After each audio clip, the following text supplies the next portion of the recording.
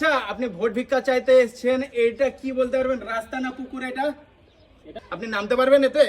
না না, আমার নোংরা লেগেছে, বুঝতে পারছি। বেশ বেশ, আপনাদের যেমন খুশি আপনারা তেমন করেন, আপনাদের ভোট লাগবে না আমার। তো তাড়াতাড়ি তাড়াতাড়ি দেখ দেখ বাড়িতে কি আছে, দেখ ডাক।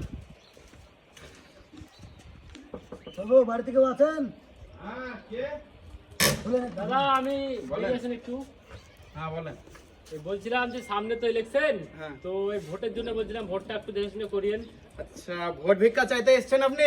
এমন ভাবে কেন বাহ, বলছেন দাদা? শুনে ভোটটা- ভালো লাগলো। আচ্ছা, আপনি ভোট ভিক্ষা চাইতে এসেছেন, এটা কি বলতে পারবেন? রাস্তা না পুকুর? এটা এটা সম্ভবত রাস্তাই তো হবে। তা রাস্তার অবস্থায় এরকম কেন? এর জন্য দায়ী কে? আপনারা দায়ী। এই এই সামনে কি এটা জানেন?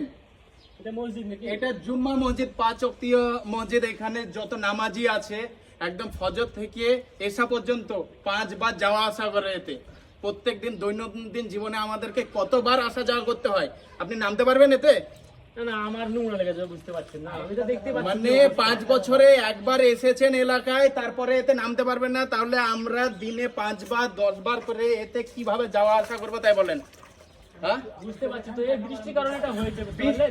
বৃষ্টি হয়েছে 1 ঘন্টা, তাহলে বৃষ্টি যদি হয় তাহলে রাস্তায় এমন কেন থাকবে? ড্রেন থাকা উচিত।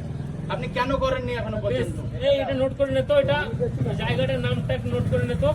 জায়গাটার নাম আমি বলছি, এই দেখেন, এই যে মানুষটা যেছে ও ব্যবসা করে আসছে, টোটাল যে বাইকটা কিনেছে সে বাইকটা ট্যাক্স দিয়েছে, রোড ট্যাক্স দিচ্ছে, তারপরে এরকম অবস্থা আমরা ডিজার্ভ করি। এই জায়গাটার নাম হচ্ছে 68 নম্বর কান্দি বিধানসভার পাচেন্ডা গ্রাম। বেশ বেশ, এই নোট করে নে তো এটা। নোট করে নিবে, ঠিক আছে, কিন্তু এই রাস্তা কবে হবে? হয়ে যাবে, আমি বলছি, কথা বলছি, হয়ে যাবে। আপনি অন ক্যামেরায় বলুন, আপনি করে দেবেন। না না, এইসব অন ক্যামেরায় বলা যায় না, আপনি বুঝতে পারেন না। on আচ্ছা, camera মানে বলা যায় না। আপনাদের মতো দুর্নীতিবাজ নেতা এটা বলতে পারবেন না, তাহলে লিখিত দিতে পারবেন?